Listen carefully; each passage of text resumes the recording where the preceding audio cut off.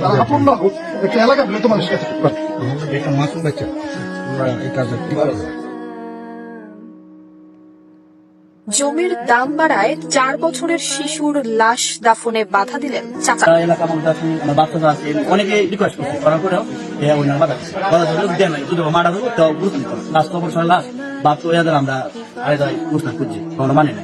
Police আমাদের কাজ আছে, কিন্তু কোনো পয়সা বলতে 12 অক্টোবর সকালে হার্টের সমস্যা জনিত কারণে মারা যায় শিশু ফাহাদ মিয়া। বাবা আল মামুন বাবুল মিয়ার ইচ্ছে ছিল পারিবারিক কবরস্থানে তার বাবা মায়ের পাশেই সন্তানের দাফন করার। তবে এজমালি জমি হওয়ায় দাফনে বাধা দেন বাবুল মিয়ার চাচাতো ভাইয়েরা। ঘটনাস্থলে আসে পুলিশ, তবে তারাও বোঝাতে ব্যর্থ হলে বাধ্য হয়ে শিশুটিকে অন্যত্র দাফন করে পরিবার।